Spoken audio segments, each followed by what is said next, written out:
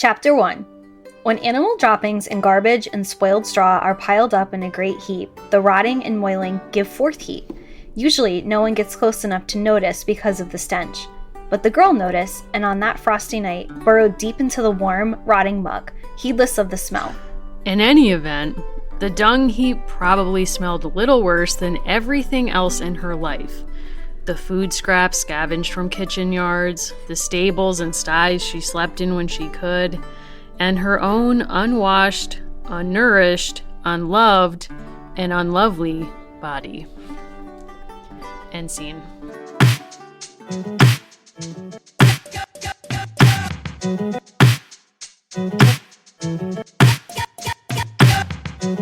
So begins Karen Cushman's The Midwife's Apprentice, a book that we read of our own free will. We sure did consciously choose this. And, as I said to you off air, Talon Public Library's copy of this book does in fact smell. So it feels in some ways like the medium is reflecting the message.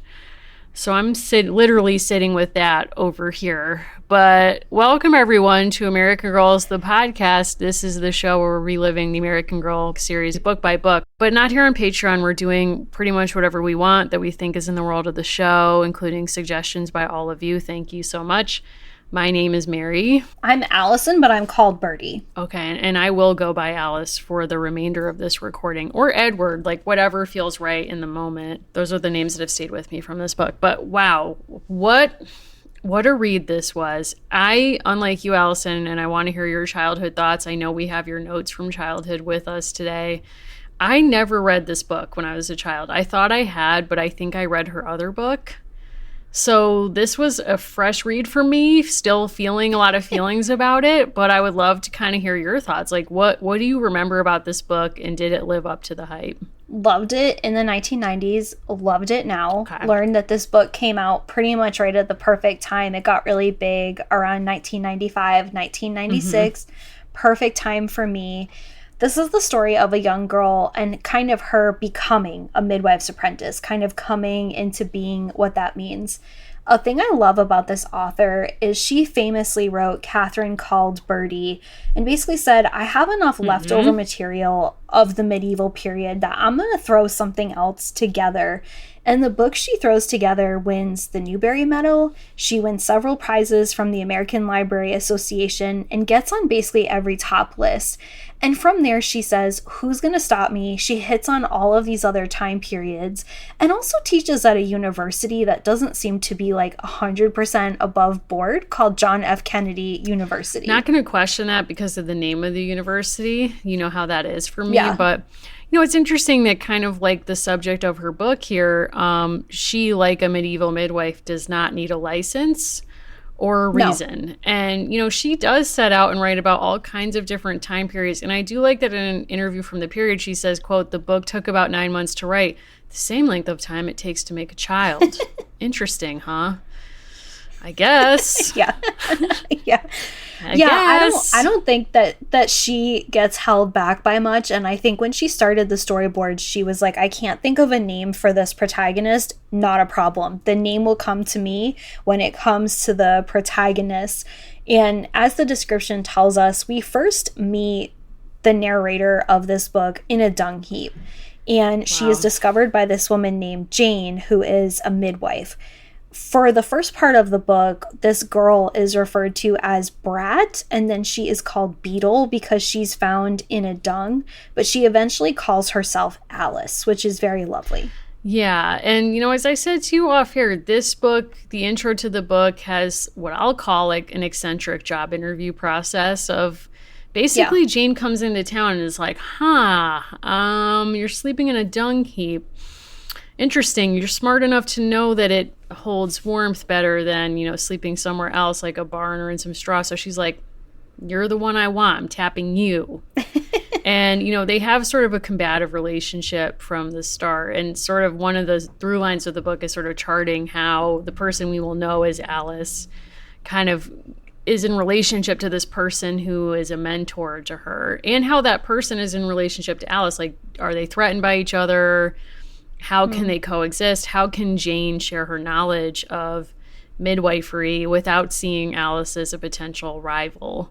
and how can Alyce receive that training without feeling attacked, basically. So we don't learn how old she is because she doesn't have access to that knowledge, but we kind of get the sense, I think at most, that she's in the ballpark of 10 to 12 years old. That's kind of my sense, because that's about the age of reader that this is pitched toward. And as you're saying, like, there's kind of a skill exchange, but basically the woman, the midwife, Jane, doesn't really seem to have any bedside manner, doesn't really seem to have like a ton of like super great skill sets, absolutely no people skills. Nope. There's reference to her having lost a lot of children but not raised any children.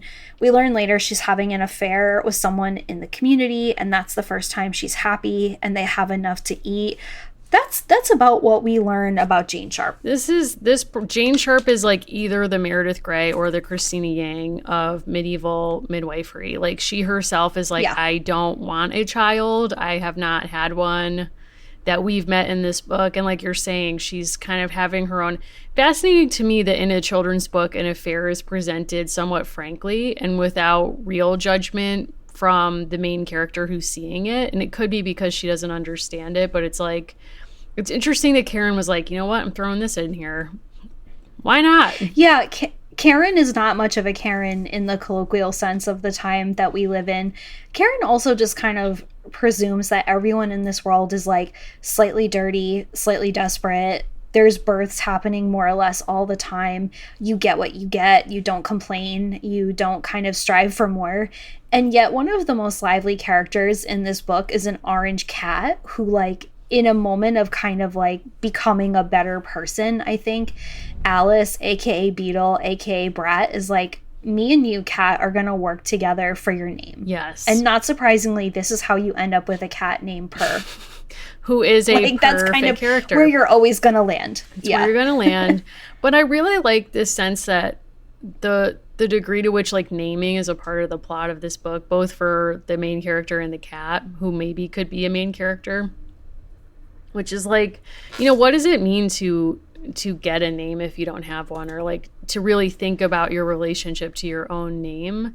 And I think too, like, having this be based in England where a lot of naming traditions come from occupations, it's interesting to kind of see a main character who doesn't have access to like a family history of like being bakers or smiths or what have you. So instead, she's also not taking a first name that comes from a religious inspiration, which is also interesting.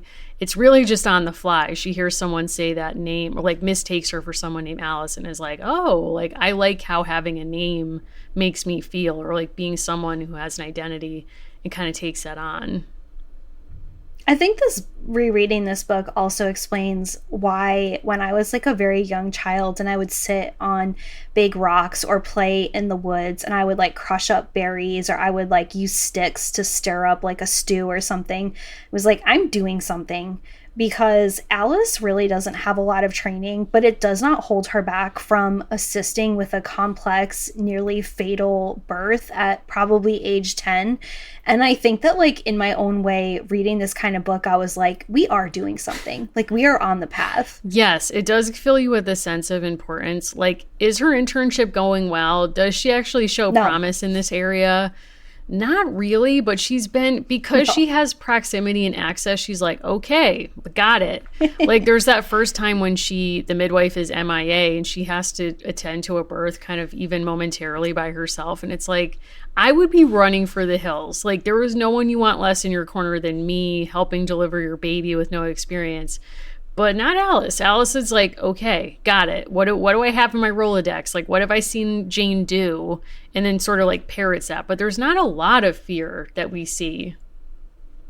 No, so Jane is kind of like Bailey, to keep us in the world of Grey's Anatomy characters, where it's like, there's a lot of yelling. There's a lot of reinforcement. I would say a lot of negative reinforcement of like, don't do that.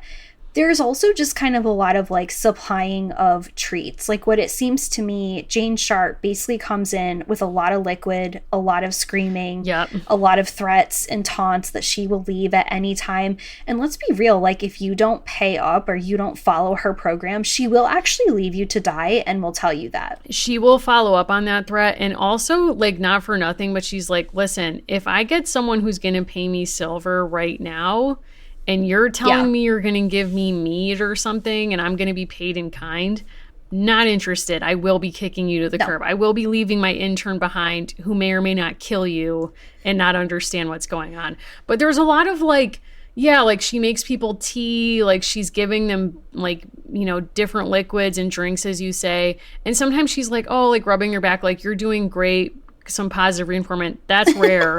Most of the time she's like slapping people, like she's like, you know, telling someone to like get up and like move around, and it's wild. Like I would not survive this process. I genuinely believe that. There's not a lot of like what we would think of in terms of like orientation or onboarding from Jane Sharp. Like basically the girl who becomes Alyce is brought into the home.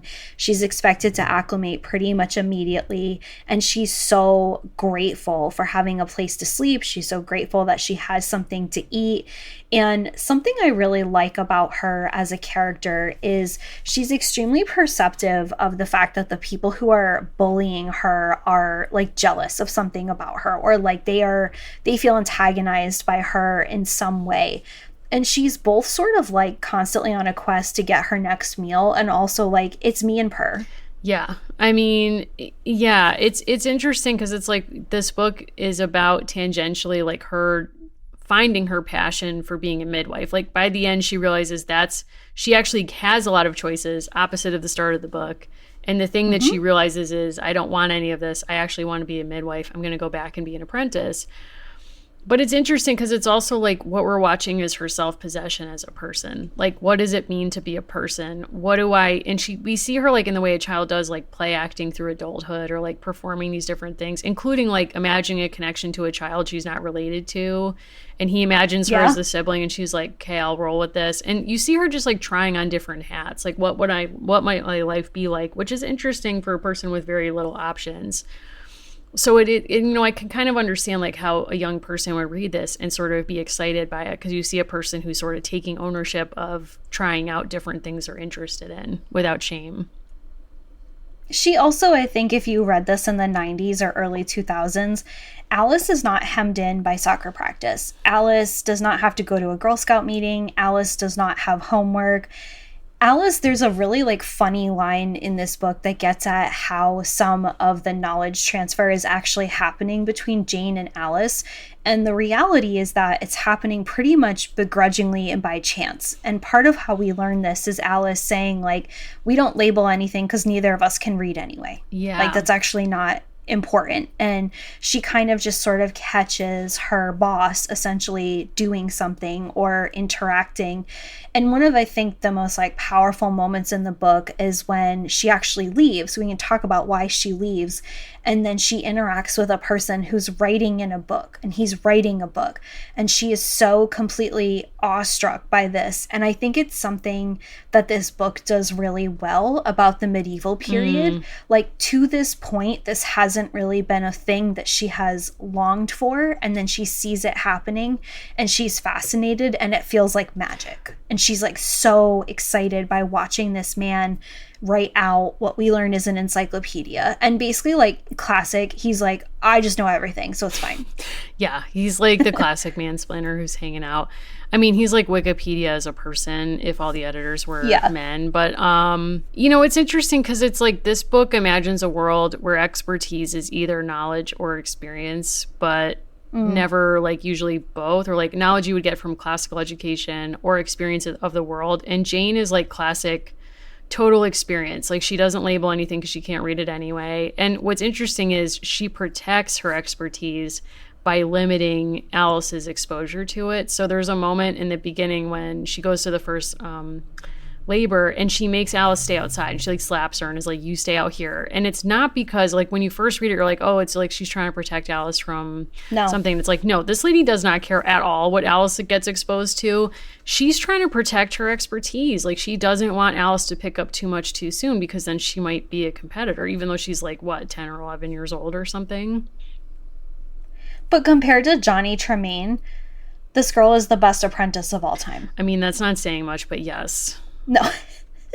What did you think of her relationship with the cat, which I think you can kind of read as a device to like chart her growth, to show that she's able to like care for things and to love other creatures, and also just the way that this cat like absolutely vibes with her right away and there's no going back. Yeah, that seems interesting to me. I'm not a cat owner as you are, so you can maybe speak to that if that's like a natural occurrence that a cat just like matches with you and wants to be with you all the time. That's not how I understand cats, but again, I don't own a cat. So yeah, that was interesting. And it's kind of like, in a sense, the cat functions in the story as a childhood toy or a doll might function, which is like, it's an inanimate object, except it is animated, but it can't speak back or offer counsel. And it's sort of just there as like a storytelling device. Like, I'm going to explain to you why I'm about to run away from Jane's house, or like, I'm going to explain to you about like this or that that's happening. So it does serve a real purpose in the book. And I think it keeps her story from being like too bleak. I mean, it's already kind of bleak. Yeah. Like, we open on a dung heap for warmth, but I think giving her some companionship, even the feline variety, keeps her from being like absolutely lonely. It also serves, I think, as a point of connection with modern readers, right? Like, she has basically like a domesticated pet. So even though a lot of things about her life feel really distant, right, and feel very much like they're of a period, like, when did you go through your medieval phase? I mean, I think I've been through multiple medieval phases. Like, I went through an Egyptian phase, a very brief Titanic phase, mainly into being an archaeologist for like very little, like a young childhood period, then went into like American Girl, obviously, so all of the periods of time in American history. Then in college, took a class, randomly got put in this class. I did not request it. The way our college worked was like, you had to write down before your first semester of freshman year, like what classes you wanted to take. And then through a mysterious process that was never revealed, you would be put into like 4 classes. And they might be some of the ones you listed, they might not. And I didn't ask for this class on the Crusades, but that's what I was put into. And I'd never taken a class on the medieval period before outside of high school. And I went to a Catholic high school. So I remember like this being a really important class for me for a whole host of reasons. But one being, it was a really quick readjustment of my worldview to not be learning from a Catholic perspective alone. And the professor also studies Jewish studies. And I remember at one point like throwing the phrase Christian values into a paper, and he circled it and was like, what does this mean? Because that was such a throwaway phrase I could use in high school, and like everybody knew what that meant. And he really challenged me. So I think I was as much into like the level of challenge that I had in that class that I hadn't had in high school as the content. But also it's like the medieval period is so strange. I think that's what really drew me to it. When did you first get into it? I don't think it was ever really a thing for me until college. And then I realized that like medievalists were very much their own thing. So I was going to have to commit fully. And I was very into American studies. So it was like it was one or the other kind of deal. But I think something I really appreciate about this book and kind of the moment that it came out of, and something we've thought a lot about with American Girl, if there hadn't been really good social science and social history of these periods in the decade before, you couldn't really write a book like this with the texture that you could, right? Like, obviously people wrote fiction set in these periods, but I think this focus on a girl who literally is flagged to us and introduced to us as a nobody was very much like a novel reflection of someone like a Karen Cushman being introduced to ordinary people. So I kind of had a phase in college where I was very into like George Duby and other kind of like historians of the medieval era. But I had a kind of like your Christian values moment with that same professor. He had an argument with a student in class about whether it was the Middle Ages or like the Dark Ages or this, like how to call the period. And the student was so angry because he said, like, you just don't understand how important the Renaissance was, right? To this person who has a PhD. God. He was like, you just don't understand, like, this was so different from the Renaissance. Here's all these amazing things about the Renaissance. And this professor was basically saying, like, well, the way you were taught this was because of this way, but this is actually not the way that historians think about this. And it was the first time that someone said, like, there are layers to this. Like, I was a freshman, like, there are layers to this, and there are different ways that we understand this, and it changes. And I didn't really like a lot of my history classes I had had before, because it was like, if I want to memorize things, I can go back to another class. When he started to explain that, I got sort of excited. So I was like, oh, that's interesting, right? I can kind of get in on that. And honestly, the fact that he debated that student and was basically like letting him go on and on about the Renaissance, and then also said, like, you're not correct. Like, this is actually based on an outdated way of thinking about these periods, and here's why people have argued about it. And I just remember thinking, like, oh, I also went to Catholic school. Like, oh, I've never heard of this from this way. Like, I thought very differently about what the Crusades were. And it wasn't until graduate school that I had a course that talked about the Crusades from an Islamic worldview. So, I mean, you keep kind of learning, but he laid it out on the deck. Like, you think you're really doing something and you're not. Like, I'm here to tell you that there's actually a lot more that you don't know, which I think for some freshmen in college is an important surprise. Yeah, I mean, it definitely hit me where I lived, and I needed that at that moment. And like, something else that was really important to me growing up was, like, I started in public school, and I don't know if I said this on the show, but like when I was in third grade, my teachers were like, wanted to put me in special ed for like really unclear reasons, and my parents were like, we don't really see this at home, so they sent me to Catholic school, ? And that's when that happened and why that happened. But my teacher there was the best teacher I ever had, and she gave me some books to read on the side. And when I first started, and one was like this Lives of the Saints, and the other was a biography of Julius Caesar, which, like, I'm still not sure why she had me read that, but whatever. And there is actually a Julius Caesar connection to this subject today, so maybe I'll remember to come back to that. But I remember reading the Lives of the Saints and just being like, whoa, this is crazy. It's like true crime and like really nuts life stories. But I was so into it, and I wasn't allowed to watch Grease, but I could read these stories about murder and all this other stuff. And then when I got to college, like, that professor was like, you need to think about what work those stories are doing. So it's not whether or not it's true. It's like, and why is it meaningful? Like, why in this world does this make sense or provide meaning to people living in this time? And I think that that's a really important pivot to kind of imagine history as not like trivia, as you were saying, but something to think with. And that's really what stayed with me ever since. So, I mean, even though I did not become a medievalist for a variety of reasons, like, that has stayed with me. I think we were both close. Like, I think a few more like left turns and we'd be in the medieval era. But something I love about this book is sort of the ordinariness of her life, and the fact that the cover, whatever cover you have, really doesn't match the story. Like, she's dirty in the book. The cat is dirty. They're always hungry. She's struggling. And I think that the humanity of sort of like, she's always trying to just like exist, right? And she talks about how until she becomes the apprentice, she's never had a root vegetable that didn't still have dirt on it. She's never been able to cleanse herself. And it's actually very far in the book, the first time she's actually able to feel herself be totally clean. And honestly, the longest I've gone without showering is a few days, but I think we can all relate, like, when your hands are feeling dirty or like you just can't wait to get clean. Her whole life has been that process. Like, her whole life has been that. Like, she didn't have Hilary Duff to put that in a larger frame the way that we did. I mean, if only. Yeah, I was thinking about that when she has the scene where she gets to bathe in the river or whatever that is. But when I was growing up and I'd spend a lot of time in hospitals, like, I remember when I'd be there for like 2 weeks and I would get to take a shower for the first time, and how good that feels, like, when you haven't been able to, and it just makes you feel human.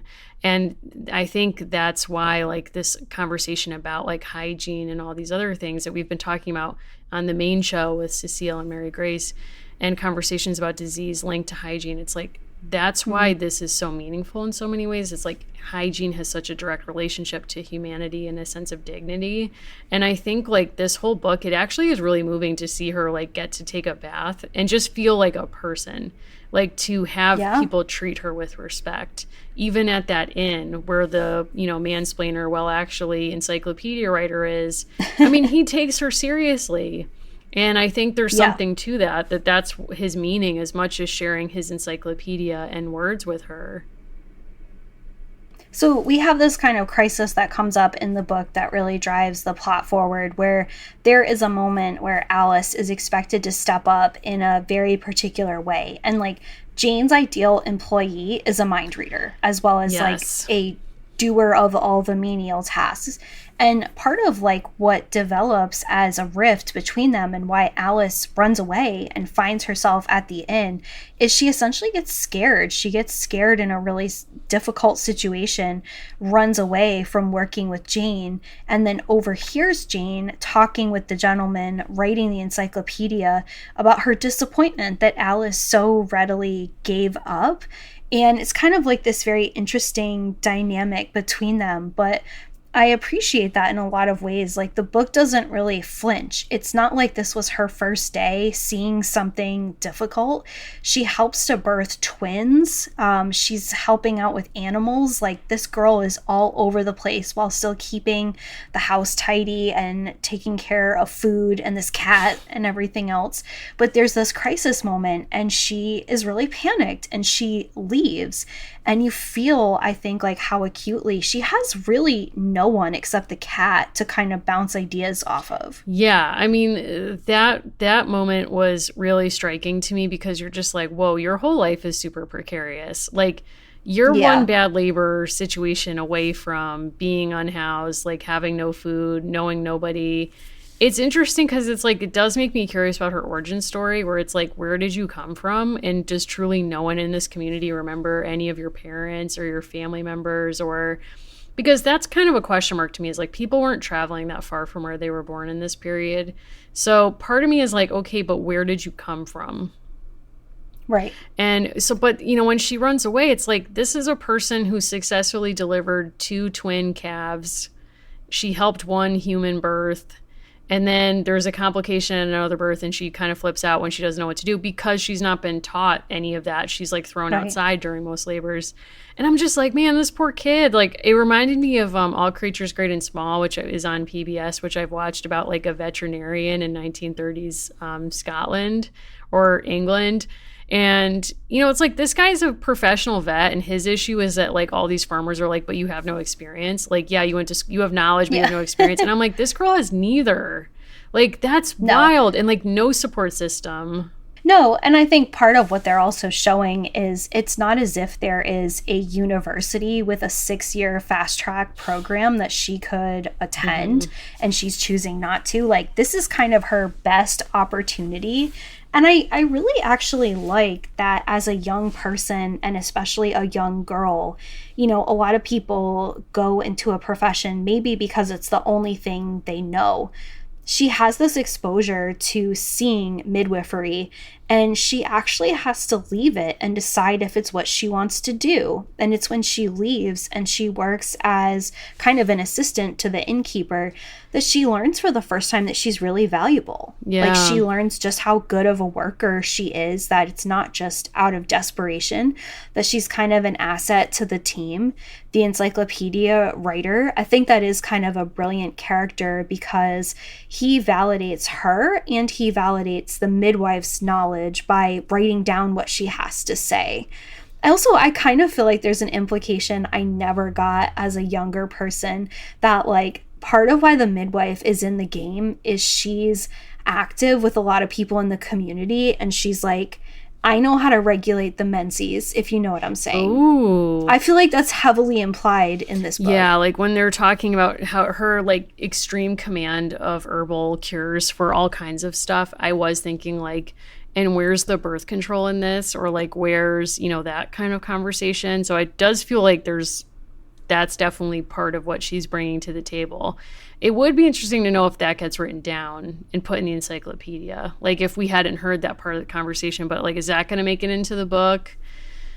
I don't know. I mean, something I really loved about this book that I think Karen, if I may call her by her first name, something I think she gets right about the medieval period that's really cool is this idea of like folk knowledge and just how like strange that is to our senses now. And like when we read back into the past, we've done this with American history on the show with American Girl, but it's like it's very easy to assume that if somebody's living through like a major event that they were all up in it. They knew exactly what was going on. Like if I was living through the American Revolution, I'd be like, yup, Bunker Hill, followed by this, followed by that.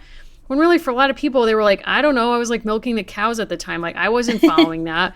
And you kind of see that dissonance here. And I think it's really instructive because it's not only dissonance, but then so people on the ground, like the peasants in her town, they don't know what's going on with King Edward, and we'll presume this is taking place sometime during Edward I's reign. So that would be 1272 to 1307. Thank you, Wikipedia. But what's interesting is, like, so they don't know what's happening in the higher level of their, you know, of this kingdom, or even like their local lord. Like, they have no idea. The plot line that's my favorite is when she pretends to be the devil. Yeah. Because it reveals, like, she basically creates some kind of thing that creates, like, weird footprints, and she's using it to lead people in the town to uncover secrets of people who have wronged her. Iconic pettiness. Love this for her. But it sets off this frenzy of, like, people imagining, like, the devil coming and going and what the devil looks like and what's happening with that. And that just really reminds me of, like, real things that happened in the medieval period where it's like the church had one theology. And we might look back on that and presume everyone understood, like, the Trinity and the Bible and all of this. But then it's like you read, like, witchcraft trials and heretic investigations, like The Cheese and the Worms, like, was what I was thinking about reading this whole book, which is an incredible book about, like, a man who's like, yeah, so the universe is like a block of cheese and, like, the holes are like angels. And this guy's like, what? Like, in the Inquisition, he's like, what are you talking about? And he's like, yeah, that's, like, Catholicism. Like, that's what it is. And he's like, no, that's not it. And then after giving him many attempts to get out of it, he ends up being burnt as a heretic. So it's not a success story. But just that sense that, like, on the ground level, people are coming up with their own understandings of the universe and their place within it. And I kind of thought it was cool that that devil plotline was in there because it kind of shows how that folk knowledge happens. You also feel at many times in this book, and I didn't remember how it ended, that things could go many different ways. Like, pretty much every birth, I'm like, this could end in twins, this could end in death, this could end in a breach. We do actually have a breach birth in this book. Part of what you're saying too, I think, and I am basing this partially off of always ending up on prenatal TikTok, despite, like, that not relating to me. God. I do think there's an association now between folk knowledge and anti-scientific knowledge, right? That to rely on certain kinds of knowledge is to be contrary to science, when I think that kind of division in and of itself would make no sense to a person from this period, right? Like, that's a kind of way and order of thinking that comes out of the Enlightenment, so afterward. But the fact that in a very real way, if we did want to impose other kind of parameters on her life, she is a scientist. She thinks about problems, she follows through, she looks at different things to see whether they are working or not. And I actually really, really like that in the back of the book, Karen Cushman talks about the fact that, like, midwives have come and gone at certain periods in time for different reasons. Like, she doesn't romanticize the midwife and say they got everything right, and because they were women, they were perfect, right? And she also doesn't say, like, midwives were completely wrong and doctors are right. She talks about how, like, there are moments where people changed what kind of knowledge they thought was most important, and that led to the rise or the fall of midwifery. And that it's like this uneven thing. Yeah, I think that's really key. My version of the book doesn't have that, so it's interesting to hear that that's in there.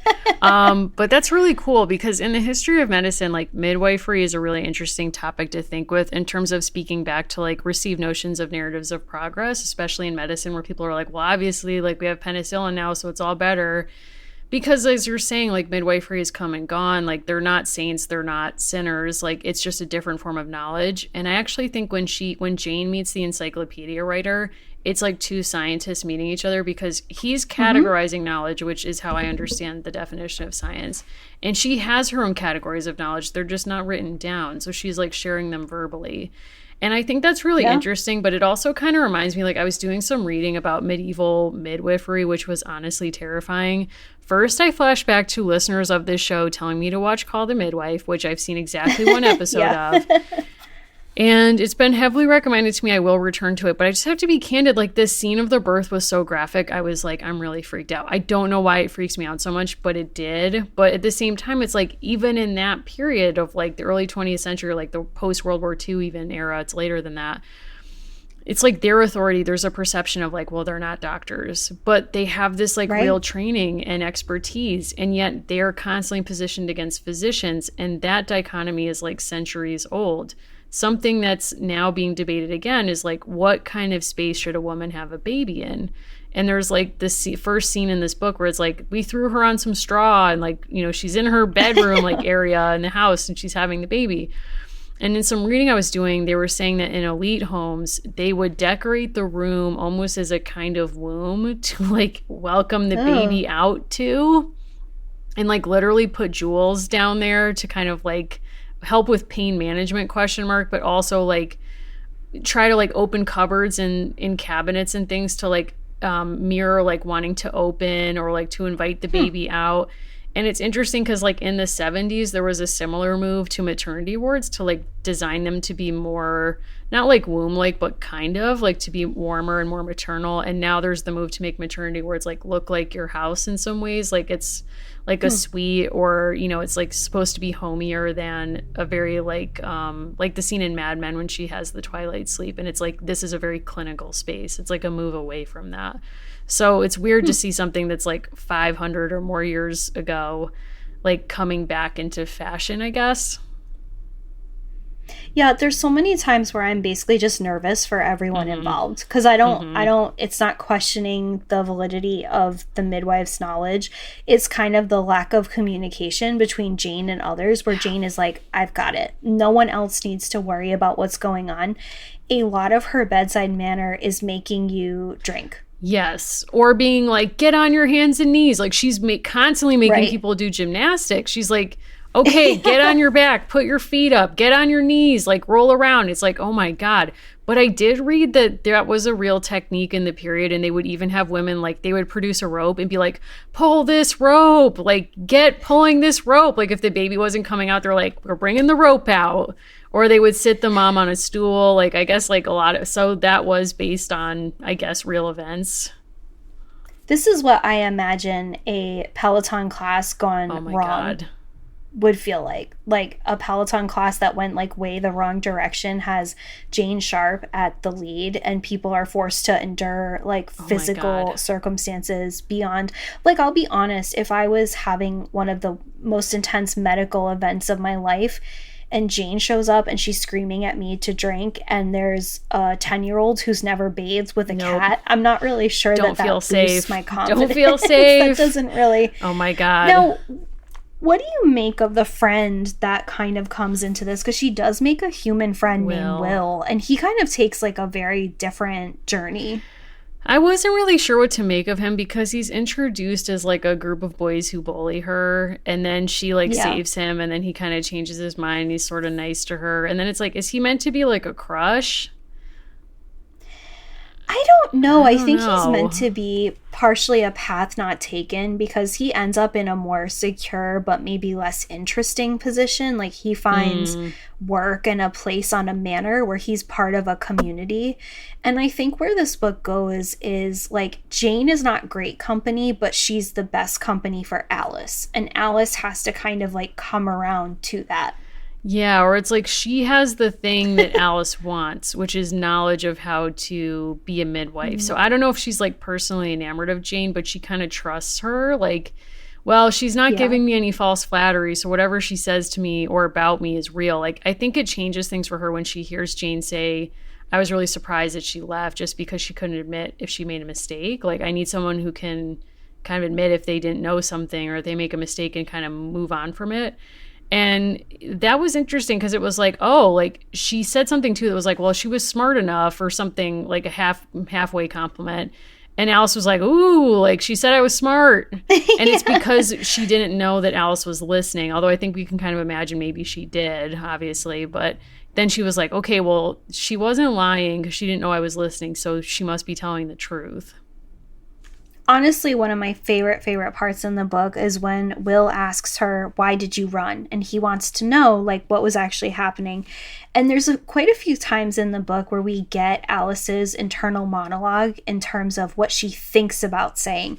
And there's lines like, Alyce thought of what she might say, and we run through different options, like, the village did not suit me. I did not care for babies. And she's kind of grasping for the truth, and she's worried that the truth is that she's not cut out to do this.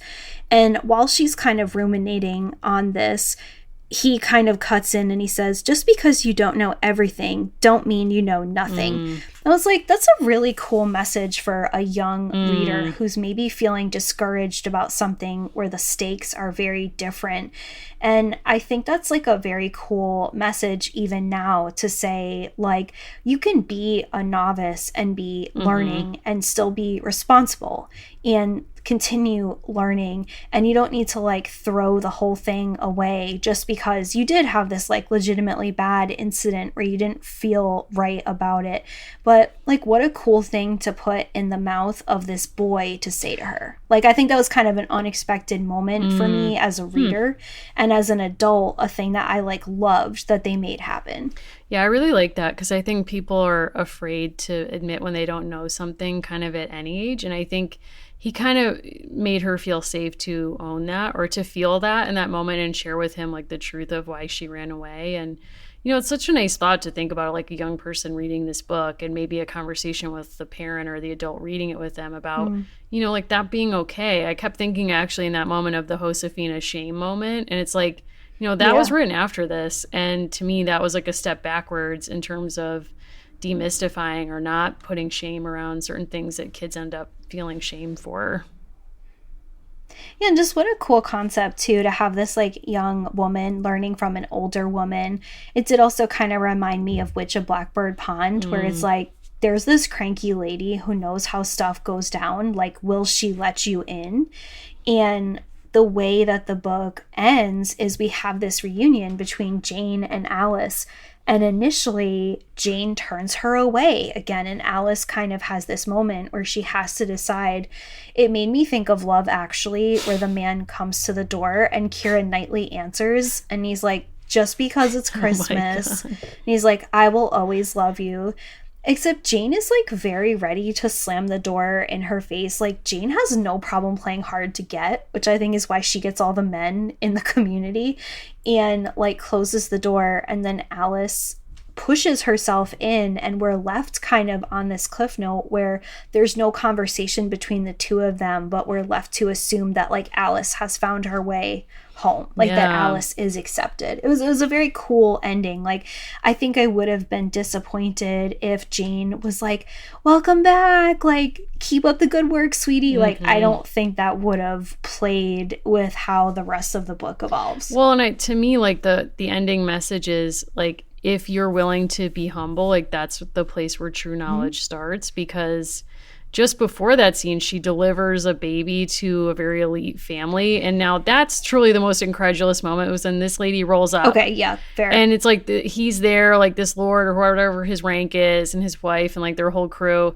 And he's like, my wife's stomach is really upset. Like, she feels like she's being eaten by a serpent from the inside out.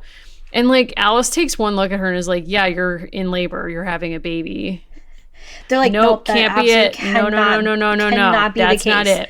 Cannot be the case. This lady, she cannot have children. And she's like, okay, well, I'm telling you, she's having one now. And they're like, egads? Like, what? I also love the 0 to 60. I think there's so many moments where, like, one, her life is precarious, but also so many moments where, like, you can see her fortune turn on a dime. Yes. Because she has done this, she suddenly has 3 paths in front of her, really 4. She can stay at the inn, she can return to work with Jane, she can go with these people who have not only named a child in her honor, but are prepared to, like, roll out the red carpet because they think she has performed something miraculous, or she can do something something else altogether. And what's cool is she start literally in a pile of crap, and by the end she has options. Yes. And I think when you're like a young person, that is maybe one of the most exciting things that could happen to you, to feel like you have a choice and you don't have to just do like one thing or another. But I loved also the kind of subtle, period appropriate mockery of rich people who are just kind of clueless, and they're like, we have no idea how this child, like how this could have happened. No clue at all. Yeah, and it kind of reminded me in a sense of like a mix of Canterbury Tales or other like miracle plays, where it's sort of like the life of a saint, but it's like a morality tale that you're supposed to draw your own lessons from. This is way less didactic than some of that is, but I kind of liked the humor of like Canterbury Tales coming through, where it's like the wife of Bath is like nuts, and it's like there's really not much to draw from her life story, but it is entertaining to see kind of like her largesse and her behavior. And I got that from like the send up of rich people in this book. That's sort of like, and that's where I mean, like, I think she understands like to be humble is like a place where you can really like learn things about yourself and from other people, because these were people who literally were bowing down to her and were like, oh my God, you're a saint. Yeah. Like, we just witnessed a miracle. Like, we want to set you up for life. Like, you know, you're going to be like a queen. Like, we're going to be an expert. We're going to care for you. And, you know, she could have gone with that, like in a kind of wife of Bath way, and been like, had the false flattery of rich people and not really know what she was doing or why she was doing it. And instead she goes back, and it's like she's willing to be humble enough to like knock on the door again and be like, hi, I'm like here to learn things or whatever, and not just arrive as like a saint miracle expert. And so it's like she's not debasing herself, like she's not sleeping on a dung heap, but instead she's like, I own my choices. Like, I own my name, I own my choices, and I want to learn from this person. And I think that's like such a cool message. I don't know, like talking about this book also makes me like it more than I thought I did before we started. Like, Jane is a real one, and these people are kind of clowns, so she's making a very deliberate choice. I'm thinking back, too, of, like, I think something that was sort of, like, interesting about our childhood era in a very specific way. Like, I was as into, like, learning Egyptian history and, like, tokens of medieval history as I was shows like Doug and Rugrats. And in my mind, I think part of why that was possible is books like these are very character driven. Like, this is a real girl to me, right? Like, this is a girl who feels real. She's a girl who hangs out with her cat. And I found myself like laughing and underlining passages where she's like, it's just me and the cat, or like she's playing like the hoof games. And I also love that she like makes up a little song to herself and is reflective enough to be like, not really a very good song, but she's like having a nice time. Yes. And as a young person who was like the youngest by a lot, like I played by myself a lot. And in my mind, the woods equaled like medieval. Like, it was my fort. Like, that was like medieval time play.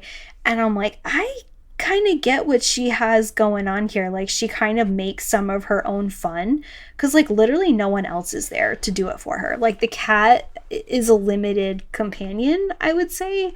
It is one of the few notes that I took for school where I was like, cat is introduced chapter 2. Yeah, like, where are your notes from childhood? What wisdom do you have to share with? This was back when they had you basically map out like chapter by chapter, like what's going on. Okay.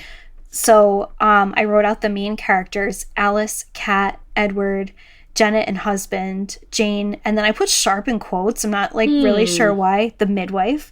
Chapter 1, Alyce meets JS and is hired. Chapter 2, Kat is introduced. Kat is put into a sack with an eel. Alyce saves her. I kind of forgot about that plot line in our discussion today. Chapter 3, Jane is further talked about. Kate the Weaver's daughter, because we learned the Weavers. So those were the things that captivated me. I think this is when we were learning like chapter and like character mapping. Like, who do we learn about, when, and why? Did I really need to read this in school? No. Probably not. But my orange cat is I was going to say Raymond's there. Raymond, did you learn anything about yourself? Do you respond to your name, Raymond? Do you respond to that? He does not respond to purr. If I were to leave, he would not follow me. He would not go with me to a second or third occupation. But I think if he was in a bag with eels, I would save him every time. I think that's definitely true. And I do think that if you wanted to, oh, damn it, Raymond. I do think if he wanted to lead people to a scene of people who wronged you, he would be willing to impersonate the devil. I think if you try to enforce the policy of, like, if he wanted to, he would with cats, you'll just never have a cat. Because, like, they don't want to. It's insane. So like, my brother won't. has a cat, and it's like, this cat's life is so chaotic. I can't even... And I can't tell if it's, like, the cat doing this or Rick, but he was like, the cat got out. Now it's having, like, all kinds of paw issues. It's not an outdoor cat, I don't believe. And, like, my brother accidentally stepped on its paw at, like, 1 a.m. 2 nights ago, and he had to take it to the emergency vet because he was afraid he broke his paw. He did not. It's bruised. But they gave the cat an opioid, and then I was just like, how is your cat? And he was like, he's Courtney Love now. And they just, like, they don't respond to each other. Like, they're in a really weird relationship, but my brother's like, the more the cat doesn't like my brother, the more my brother is like, I will do anything for you. That's cat. But it's like, is that a sign of danger? Like, should I be concerned about, like, everyone involved in this? Like, I don't know. No, but see, like, I have an orange cat just like Alyce and Purr. Your brother does not. I believe your brother has a tuxedo. It's a tuxedo named Damien, which I guess is fitting for this book. They did not name him. Someone else had the cat, like, really was dreaming of getting a cat their whole life, got a cat, realized they're incredibly allergic, had to find the cat a new home. So Rick got the cat that way. But yeah, it's been a journey. It's been a ride. I think that's why American Girl, aside from Inkpot, shout out to Kathleen Ernst, has not fully tackled cats as, like, pet ownership, because, like, they're not prepared to do the dive that Karen was on, like, chapter 2. Well, and it's like they're not prepared to play the role of, like, supportive pet. Like, when you need a cat, they're, like, not there. Like, if Samantha was drowning and they're like, where's the cat? And their cat's like, I'm just not a party to this right now. Like, I'm doing something else over here. So you guys are going to have to figure this one out on your own. Like, I don't want to get wet. Thank you. And we know historically, if you've read books like The Great Cat Massacre by Darton, we know that cats were often, like, an object of, like, bullying and, like, very real, intense physical violence, including the fact that the cat has been, like, trapped with this eel. And I think the cat is a kind of vessel to see, like, when she is given an opportunity to help someone more vulnerable than herself, which is, like, hard to believe, what does she do? And it's like, she is empathetic, she is kind, she is imperfect, but she does not lash out the way other people have lashed out, like, at her, like the way that they bully her. Yeah. Like, even Will, she helps Will. She doesn't, you know, kind of return. So I think that's, like, another kind of function that the cat has. And, like, he's great on the cover. He's great on the cover. I have the 90s cover. Have that too. I was just going to say that, like, it's a foil for her. Like, I think for exposition purposes alone, like, it allows her to demonstrate her empathy and to explain where her head's at and yada, yada, yada. But I do think there's something there where it's like the cat is actually standing in for, like, reflection that might otherwise, I wonder, be kind of channeled in the direction of prayer or, like, some kind of spiritual life. Like, it's interesting to me the ways that Christianity is and is not in this book. And, you know, it's like the understanding, the cosmology of the devil and their fear about that. Like, that's one place it sort of comes in. At one point she starts to say Hail Mary and then stops. But that's kind of it. And so it's sort of interesting where it's like, okay, so does that mean, like, where's the popular piety of a poor girl like Alyce? Like, what would that have looked like? I don't know, but it's in, like, if you go on the Wellcome Collections website, you can look up, they have an actual medieval girdle that was used in childbirth, like, among elite women, and that would have been a parchment with prayers and scripture written on it that you would wrap around your belly. And basically, like, it's considered a technology of labor in this period. But it's interesting to think the ways that, like, that doesn't fit in Jane's world or Alice's for a variety of reasons, like, not just literacy, but also, like, they're not overly religious or bringing that into what seems like was a religious act, like medicine and religion, like, coexisting. Yeah, and I think if a nun had found, or, like, a religious person had found her instead, like, she would have just had a different journey. Like, if it hadn't been Jane, if it had been someone else. But I also think in some ways it's kind of like a not so subtle indictment of, like, no one wants her. Yeah. Like, no one wants her in this community. Whoever her parents were, if they're alive, if they're deceased, like, no one has taken her up. And I think, like, kind of being a book of the early 1990s, right? Where there's like a lot of like crazy, like very real crises, right, around children. It's like no one wants this girl. What happens to a child that everyone has abandoned? And kind of getting from her point of view what happens and like kind of making herself is really cool. It is cool. And it's interesting to think too in the 90s that something that was happening was like conversations around like the woman giving birth, like kind of dictating what the birthing experience would be like. So it's not just like doctors saying like, you will come here and do this, but women saying like, well, I want like no drugs, or I want, you know, a bathtub birth, or like I want all of these different things. And in this book, like that actually does support that reading. Like if you think about it, every single woman who gives birth, it's like, you know, yes, Jane is like slapping them around or like giving them stuff to drink or whatever, but really, like, she's comforting them. Like, they're making the calls, like, including down to when someone's like, well, you delivered Alyce, like, my friend's baby. I only want Alyce. And Jean's like, what? Like, you want her? Yeah. But it's kind of cool to see, like, these women have a lot of agency, too, in this world. There is no Dr. Lamaze in this world. Kind of for the best, probably. I don't know. There's also... like, in the same era of Look Who's Talking. I think this book provides a slightly more comforting. Oh my God. Look Who's Talking. That actually like taught me a lot. That and Reproduction from Grease 2. I remember watching that on VH1 and I was like, I'm sort of unpacking some things. They are talking about plants, but I do think that it's probably a similar process. I don't know. I learned in reading for this that they would instantly tie off the umbilical cord in medieval labor because they wanted to instantly separate the baby from the cord, which they associated with the sin of conception. So they were like, this gotta go. Bye-bye. Nice. There's also a lot of weird medieval illustrations of Julius Caesar's birth because he was delivered by C-section. So they imagine him by cesarean. So they imagine him being born in the medieval period. So you see like his mother imagined as a medieval woman, and just throwing that out there. I can't fathom that in a world before pain management, real pain management. So God bless. If you're interested in a fictionalized take, The Cape Doctor is sort of interesting. It was not ultimately like a book for me, but it was like a very, very interesting take on a woman physician who's kind of like exploring these things. So if that's like a story that you like, it's out there. Okay, interesting. Anything else to recommend if we're into this kind of thing? Oh gosh, a book I did really enjoy that I just read. I recently finished Greenwich Park, which actually is like sort of a thriller about two pregnant women. I can say that was pretty good. But I read The Club, which has nothing to do with What's it about medieval women. The Club is by Ellery Lloyd, which is a writer's name, a pseudonym of a husband and wife writing team. They wrote People Like Her, which came out last year about like an Instagram like mommy influencer. So it is kind of related. I love this book. I don't want to give anything else away. It was about a high-end club.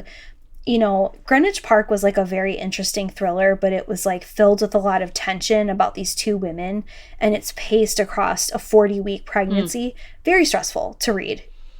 The Club is about like rich people on an island and things happening. And I was like, yes. Ooh, that sounds good. I would like that. I was like, thank you. This is like, I can go there with this. Like, and I will say, if you're looking for like a quick afternoon read, this book is not long. Okay. It is very pleasurable. Like the book we just read. Oh, yeah. Very good. Yes, I would say it's more uplifting than Cecile and Marie Grace, but that doesn't take much at this stage of the game. No. It's Women's History Month. We were owed this. Like, buckle up for whatever comes next. I know we have some ideas. It could be another pandemic book. I'm just kidding. It's not going to be that. But it could be. Yes. And we do look at your suggestions on that spreadsheet and on that thread in the Discord. So please feel free to add your views there, or you can message us. Allison, where can people get in touch with you and with the show?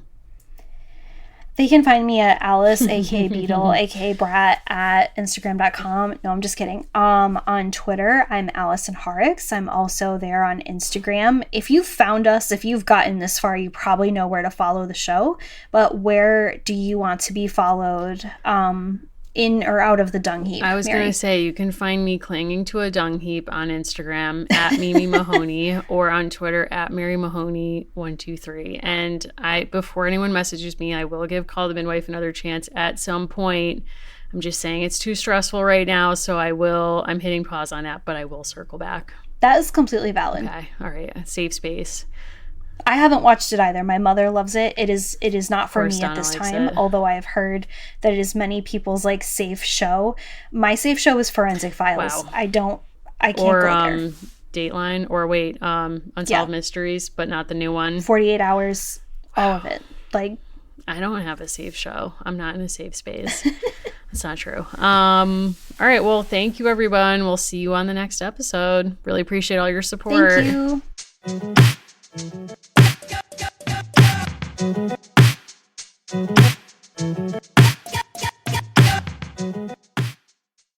At Arizona State University, we've made online education better, smarter, and more personalized so you can go further in your aspiring field. I decided to pursue medicine once I realized that ASU did have the online program for biological sciences. You're still required to learn the same curriculum. You're still being tested on the same content that anyone would be tested on in person. The comprehensiveness of the program prepared me so well for medical school.